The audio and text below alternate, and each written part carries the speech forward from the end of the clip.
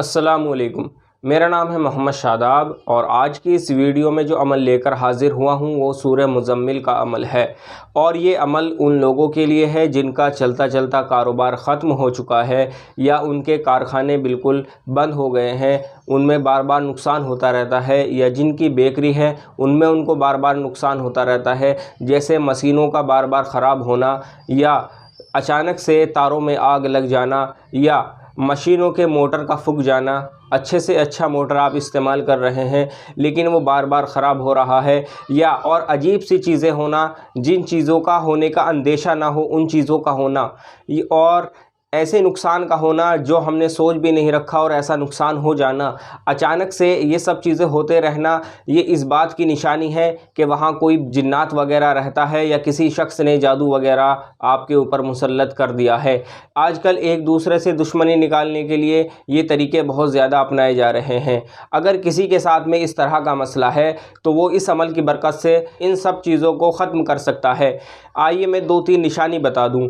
अगर आपका कहीं कारखाना है या कोई बेकरी है और उसमें बार बार आपको नुकसान होता रहता है तो मैं उसकी 2-3 निशानी आपको बता दूं कि जिन्नात की क्या निशानी होती है।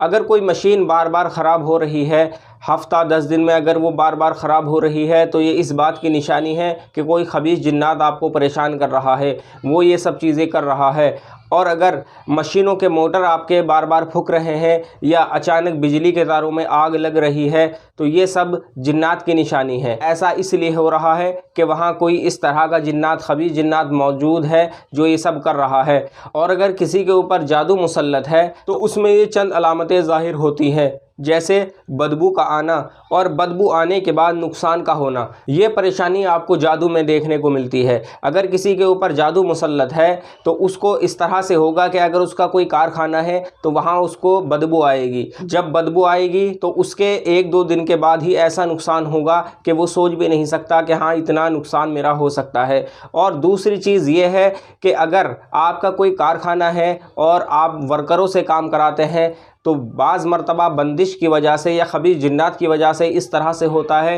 कि आपको वर्कर नहीं मिलते, कोई काम करने के लिए नहीं आता। अगर आप किसी से बात भी करते हैं तो वो पहले हाँ कर देता है और बाद में उस चीज़ को टाल देता है। ये तमाम निशानी इस बात की है कि आपके ऊपर कोई जादू मुसल्लत है या कोई ख़बीस जिन्नात मुसल्लत है। अगर ये सारी चीज़ें आपके साथ हैं तो आप इस अमल की बरकत से इन सब चीज़ों को ख़त्म कर सकते हैं।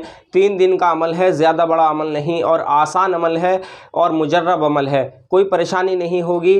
3 दिन आपने इस्तेमाल करना है। इंशाअल्लाह इन 3 दिनों के अंदर अंदर तमाम चीज़ें ख़त्म हो जाएंगी। अमल का आप तरीका देखें।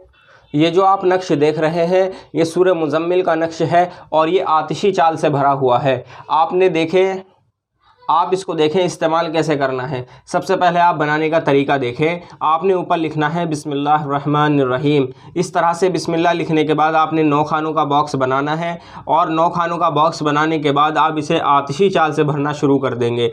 22,818, 22,819, 22,820, 22,821, 22,822, 22,823, 22,824, 22,825, 22,826। इस तरह से आप ये 9 खाने भर देंगे। उसके बाद इधर आप लिखेंगे जिब्राइल, इधर आप लिखेंगे इसराफील, इधर आप लिखेंगे मीकाईल और इधर आप लिखेंगे इज़राइल।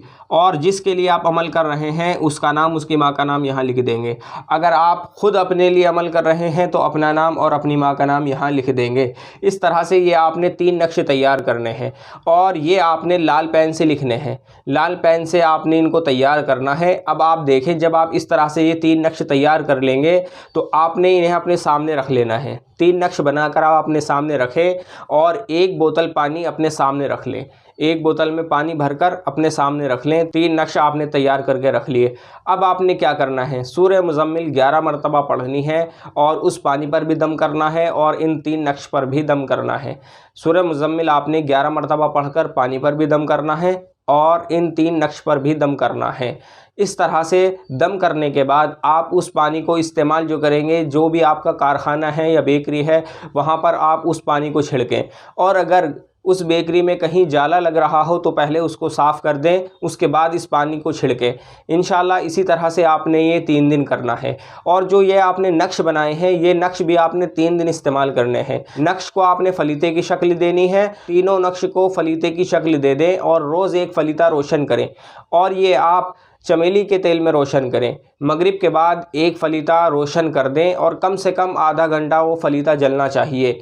और अगर ये मुमकिन ना हो कि मगरिब के बाद आप उसको रोशन ना कर सकें, तो इशा के बाद कोई भी एक वक्त मुतय्यन कर लें, चाहे 10 बजे, 11 बजे, 12 बजे या 1 बजे। 1 बजे से पहले पहले का कोई भी एक वक्त आप मुतय्यन कर लें और तीनों दिन इस फलीते को रोशन करें।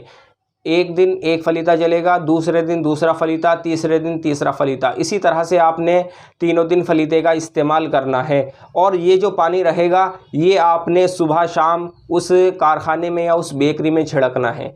यानी कि आप फुआरे से भी इसका छींटा मार सकते हैं, पूरी बेकरी में या पूरे कारखाने में इसका छींटा मारें। इंशाल्लाह जब आप 3 दिन ये अमल करेंगे तो आपको 3 दिन के अंदर अंदर कुछ ना कुछ राहत देखने को मिलेगी।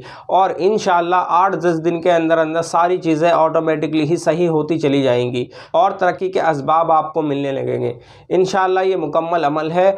जो लोग रोज़गार से परेशान हैं वो ज़रूर इस अमल को इस्तेमाल करें। आज की वीडियो में इतना ही। किसी अमल के बारे में और किसी भी मसले के बारे में अगर आप मुझसे मालूम करना चाहते हैं तो मेरे व्हाट्सएप नंबर पर मुझसे रब्ता करें या मुझे कमेंट करें। अस्सलामु अलैकुम।